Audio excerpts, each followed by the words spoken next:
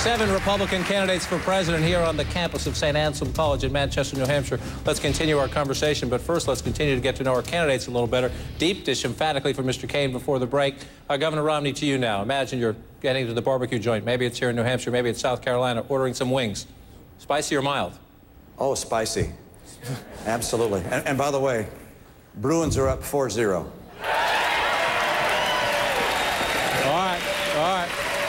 right, we thought... There you go.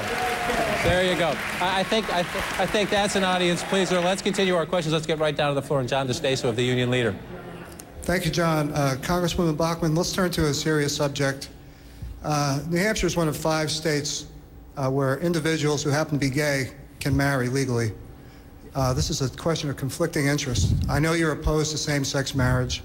As president, would you try to overturn, what influence would you use from the White House to try to overturn these state laws, despite your own personal belief that states should handle their own affairs whenever possible and in many circumstances? Well, I do believe in the 10th Amendment, and I do believe in self-determination for the states. I also believe that marriage is between a man and a woman. I carried that legislation when I was a senator in Minnesota, and I believe that for children, the best possible way to raise children is to have a mother and father in their life. Now, I didn't come from a perfect background. My parents were divorced, and I was raised by a single mother.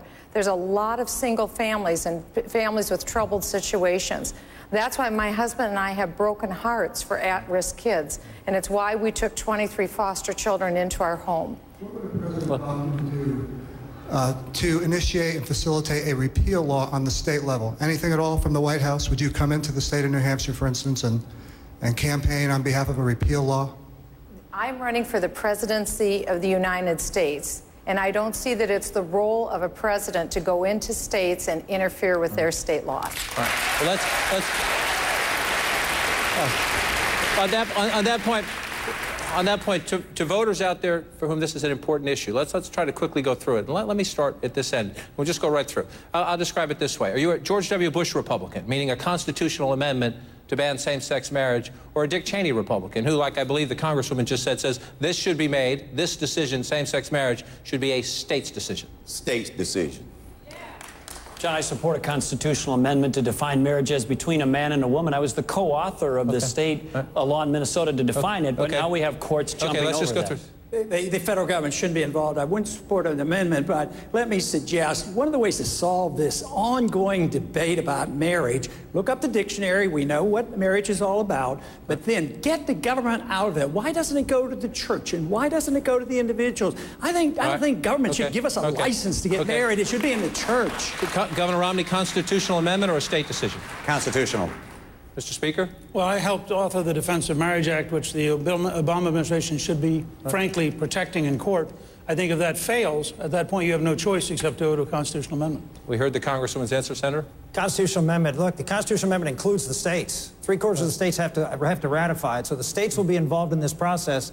We should have one law in the country with respect to marriage. There needs to be consistency on something as foundational as what marriage is. Very quickly. John, I do support a constitutional amendment on marriage between a man and a woman, but I would not be going into the states to overturn their state law.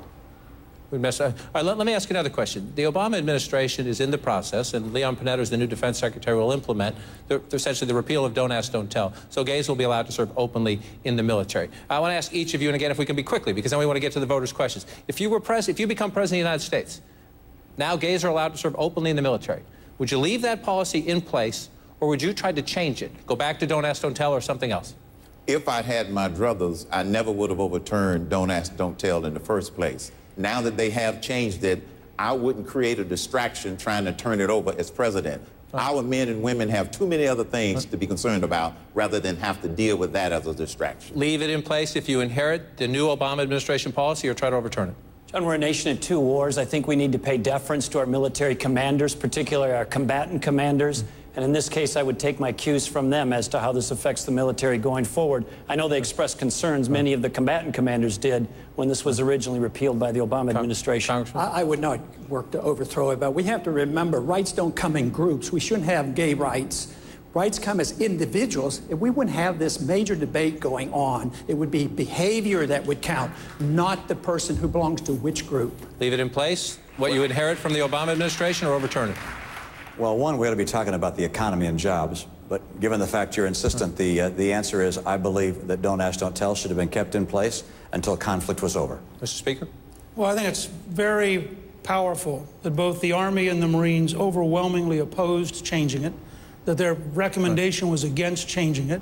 And if, as president, I've met with them and they said, you know, it isn't working, it is dangerous, it's disrupting unit morale, and we should go back, I would listen to the commanders whose lives are at risk about the young men and women that they are, in fact, trying to protect. Congresswoman?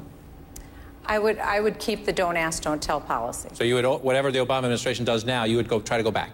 You'd try to reverse what they're doing? I would, after, right. again, Okay. following much what the Speaker just said, I would want to confer with our commanders-in-chief and also with the Joint Chiefs of Staff, because I'd want to know how it was being implemented and if it had the detrimental effects that have been suggested that will come. Last word on this issue, Senator. The job of the United States military is to protect and defend the people of this country. It is not for social experimentation. It should be repealed, and the commanders should have a system of discipline in place, as Ron Paul said, that punishes bad behavior. Let's go back down to the floor here. Jennifer Vaughn has a question. Hey, John, Senator Santorum, staying with you for a moment, if I may. You are staunchly pro-life. Governor Romney used to support abortion rights until he changed his position on this a few years ago. This has been thoroughly discussed. But do you believe he genuinely changed his mind, or was that a political calculation? Should this be an issue in this primary campaign? I think an issue should be, in looking at any candidate, is looking at the authenticity of that candidate and looking at their record over time and what they fought for. And I think that's a factor that should be determined. You can look at my record. Not only have I been consistently pro-life, but I've taken I've not just taken the pledge, I've taken the bullets to go out there and fight for this and lead on those issues. And I think that's a factor that people should consider when you look, well, what is this president going to do when he comes to office? A lot of folks run for president as pro-life, and then that issue gets shoved to the back burner. I will tell you that the issue of pro-life, the sanctity and dignity of every human life, not just at birth, not just on the issue of abortion, but with respect to the entire life, which I mentioned welfare reform and the dignity of people at the end of life. Those issues will be top priority issues for me to make sure that all life is respected and held with dignity. Governor Romney, let me give you, take 20 or 30 seconds. If there's a Republican out there for whom this is important, who questions your authenticity on the issue. People have had a chance to look at my record, and look what I've said as I've been through that last campaign. I believe people understand that I'm firmly pro-life. We'll support justices who believe in following the Constitution and not legislating from the bench. And I believe in the sanctity of life from the very beginning until the very end. Is there anybody here who believes that that's an issue in the campaign, or is it case closed? Case closed.